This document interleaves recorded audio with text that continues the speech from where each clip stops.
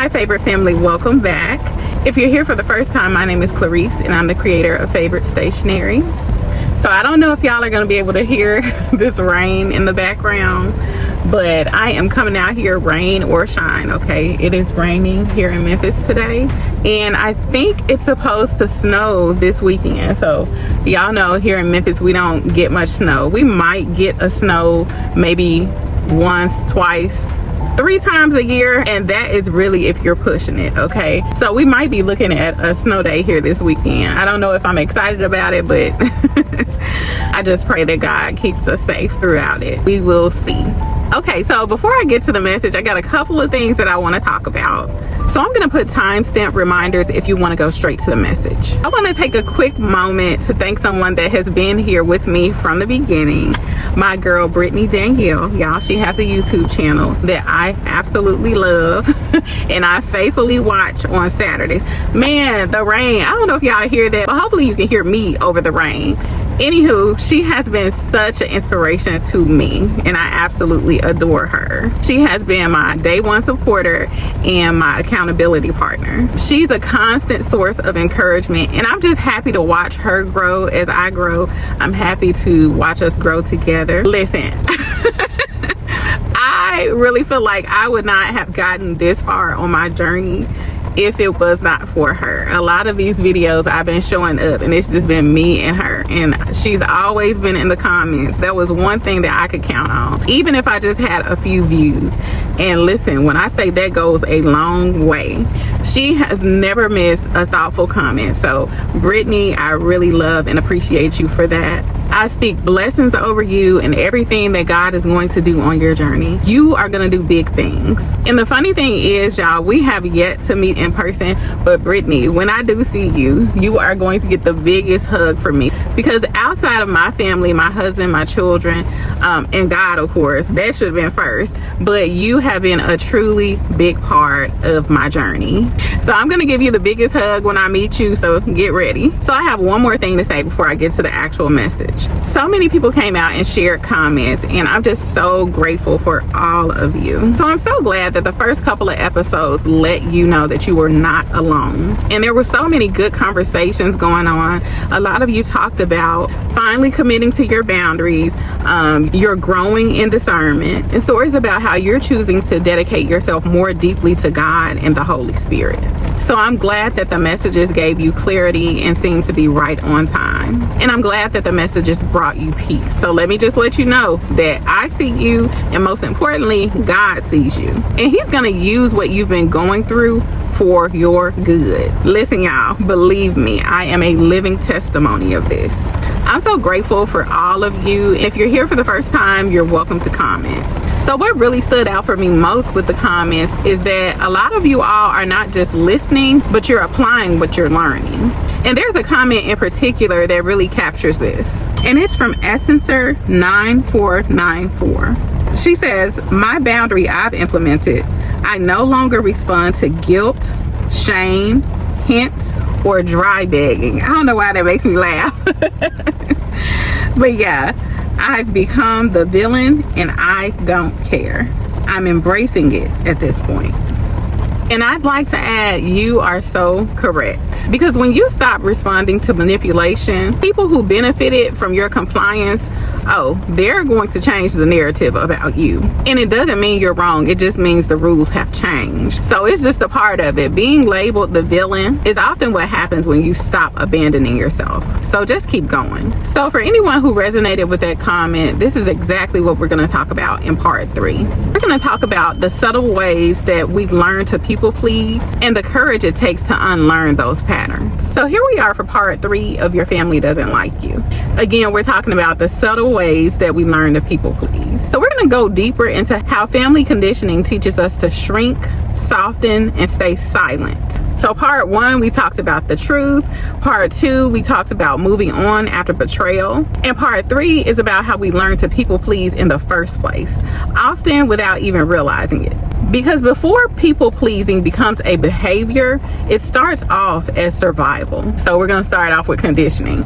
So most people don't just wake up one day and decide to people please. They are conditioned So in many families, love is tied to compliance, agreeableness, silence, being easy, and not challenging authority. So you learn early on, if I make myself smaller, I can stay connected. And that conditioning doesn't disappear when you grow up. It just becomes more subtle. So next is adaptation. People pleasing is often framed as being kind or respectful or more mature. But what it really is adaptation. You learned to read the room, anticipate reactions, to adjust your tone, and to delay your own needs. And it's not because you were manipulative, but it kept you safe.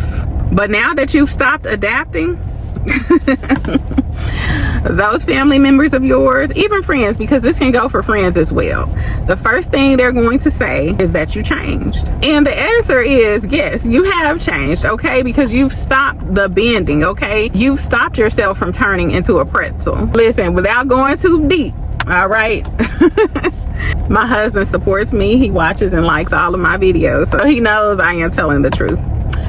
Early on in our marriage, and this was really early on because I got the point pretty fast, but those first few years I was coming back to him. We would have get-togethers, whatever, and someone would say something, bring something up, you know, their opinion, their negative, whatever, and I would go back to him and I would be like, bae, next time when we get together, if you could possibly do this or do that. It didn't take me very long to realize no matter what I did or he did, somebody was going to have something negative to say. And I quickly got over that. Quickly. And I hate that I stayed in that mindset for as long as I did, you know, trying to get the approval for him and moreover the approval for myself. So at a certain point, I stopped putting stock into those things that were being said, and I definitely didn't take it back to him. You know, the adjusting, and like I said, turning yourself into a pretzel based on someone else's idea of you. It's exhausting. So the next one is silence. Now let me ask, how many of y'all truly thought that you were just a quiet person? Because I know I did. Now you can't get me to shut up, okay? Coming out of people pleasing allows you to see yourself for who you really are. And it really allows you to own your thoughts, okay? I thought that I was just this quiet person, but it just wasn't true. So the not speaking up, not correcting, not expressing discomfort, not opening your mouth and asking for more, see it for what it is, okay? That is people pleasing. And some of the excuses that you'll tell yourself is, oh, it's not really worth it. I don't want to start in confusion. I don't want to start nothing. I'll just let it go. In that, you're abandoning yourself, okay? So open your mouth, because the bad part about silence for you is it became a habit. And over time, silence trained people to believe that you had no limits. The next one is compromise. And this is where it truly gets dangerous, because you didn't just compromise the situation, but you compromised yourself. So in this, you softened your truth, you lowered your standards, you explained what didn't need to be explained, and you just simply accepted behavior that you wouldn't tolerate today. So after you stop compromising, after all these years, people have simply felt threatened. And it's not because you're wrong, but the version of you that they benefited from, it is simply gone. So this season has really been about unlearning. We're unlearning guilt-based obedience. And this one right here, for me, emotional responsibility for other people. We're unlearning over-explaining your boundaries, and we're unlearning shrinking to stay accepted. And here's the truth that ties it all together. Some family members simply dislike that you no longer function the same way. And listen, it is not rebellion, it's growth. So you're going to have to truly reclaim yourself. If you're in a season where you're quieter, more selective, less reactive, more grounded, that's not coldness, it's clarity. And let me tell you something. Clarity is always going to feel like distance to the people who benefited from your confusion. So this season is going to require a lot of patience. Listen, you are not losing love, you're losing conditioning.